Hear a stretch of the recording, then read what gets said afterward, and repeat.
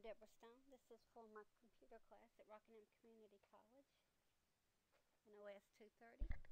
We're going to be looking at Task Manager. You can open Task Manager in three different ways. You can right click down on the bottom of your window and there's an option down there that says Task Manager. You can also choose Control-Alt-Delete.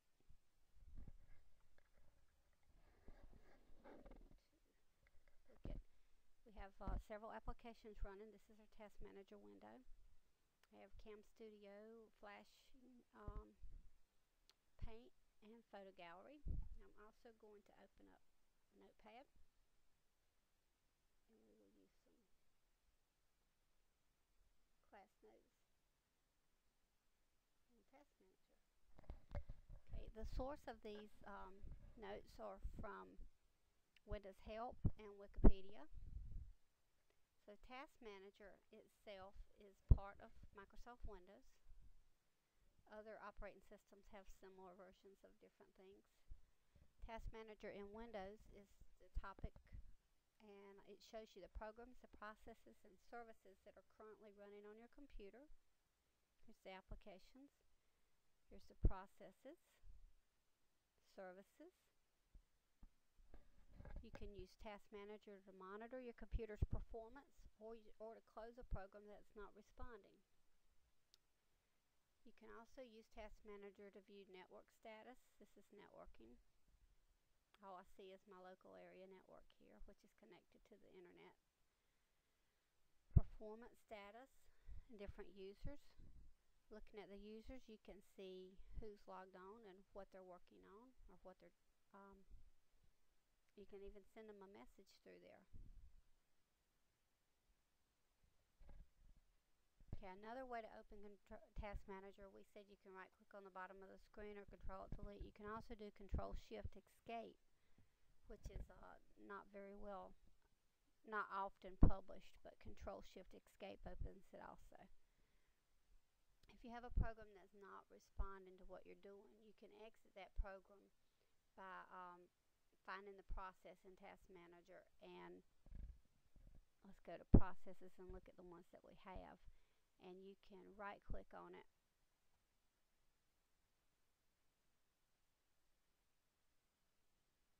I was just curious. Okay, let's find paint, see if we can find the process for paint.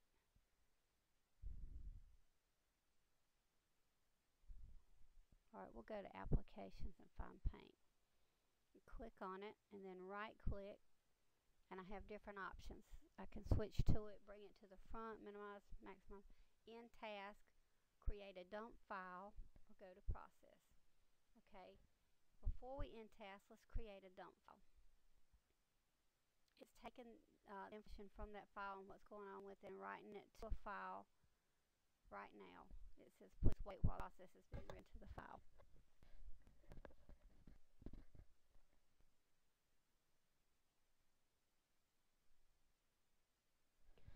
Okay, the dump file has been created, and it put it in a C users family app data local /temp, and then the name of the program .dmp for dump. It can be used for troubleshooting. A dump file for the process is usually created in a directory with the name .dump at the end under a temp directory. Okay. To exit a I'm going to say okay to that. To exit a program using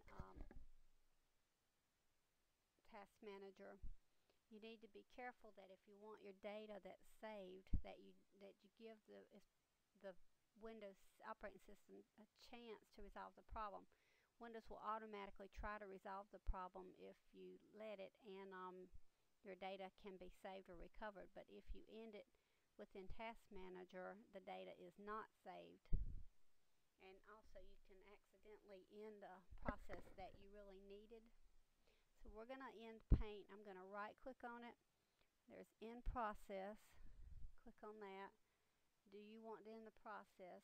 And because it says if an open program associated with it, it'll close and you'll lose all unsaved data pertaining to that. And if you end a system process, it might result in your system being unstable. So are you sure you want to continue? I'm going to say yes, I'm going to say in process. So, and you can see that it went away. It also says that you can end a process by clicking on the applications tag and click the program that's not responding, and then click end task. So we're going to go to, let's see what else we have open. In our applications task manager, we have photo gallery. So we're in the applications. We're going to right click. Alright, go to process. What does that do? It puts us over to process and then down under the Windows Photoshop. It gives us right there on it, and we got different options under there. We can open the file location, create a dump file, set priorities for it so that it doesn't. Set priorities would be if we have something very system critical that needs CPU time, and I would see this in things like automation control. When you have a process that has to be attended to on a particular time, got to do it, then you set it at a very high priority. And other applications that request system resources, CPU time and things like that, you set it on a lower priority so it will wait when this high priority task comes through. The ones that are lower priority will just stop and wait and say go, and then when it's done they'll pick up and keep going.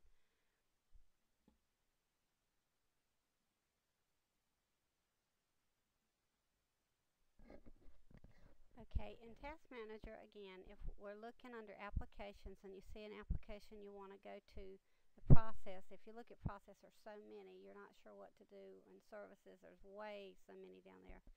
So if you click on applications, go to the program that you want to look at, and we're going to go to photo gallery. Right click on it, and then you can go down. You can end the task here too, but you can go to the process is the bottom choice, and it will take you to it over in the process tab. Now, there's also things called services that Windows uses in starting up, and you can disable some. You see some here that are stopped and some that are running. The ones that are stopped, you can right click on it and start the service, and the ones that are running, you can right click on it and stop the service, or you can go to the process and it'll jump back to process tab. But under services, you can streamline how your system starts up with that, but you can also cripple your system if you have things not starting that should be. And I'm told gamers often will utilize restricting what services are started and are not to streamline their system. We're not going to talk about that.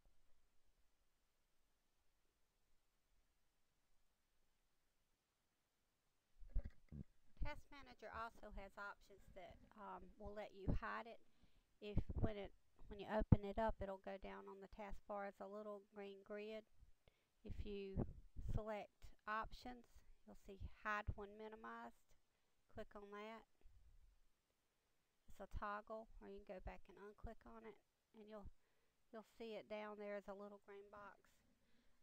Sometimes if Task Manager will not open, it is frequently a target of viruses, and there are settings that in the registry that will keep it from opening if they're turned off, or the system administrator on your network may turn them off so that you cannot access it. There are searchable ways online that you can find how to set your options so you can turn it back on yourself.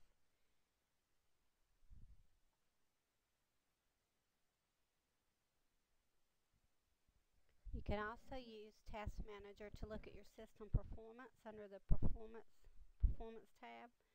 This is your CPU usage, 54% right now with mine. See, it levels out when I'm not doing anything, and it's graphing it. This is how many gigabytes we have, and you can see small ripple usage there. Tells you I have 104 gigabytes of physical memory. It's talking about that actually be 104 gigabytes of disk memory, and it's talking about the cached memory, total memory, kernel memory, system information such as handles, threads, processes, uptime, page files, resource monitor button. See, it showed up behind it. We'll bring it over. And you have CPU and disk, network and memory information there. Gives you percentages, ways here to learn more about it. There's help, resource view help, performance monitor help. Lots of different ways to learn more about it. Now, how did we get this? We went to performance under task manager. We went down to the bottom, resource monitor, and then it pops up this screen. And down at the bottom under learn more, you have several different options you can pick on to learn help. Create data collected from a template. Monitor the system activity using the performance monitor. Schedule and manage data. A tab also. This is Vista that I'm using, and you can see your active trends all the while also. Well, this is my short video on Task Manager. Thank you.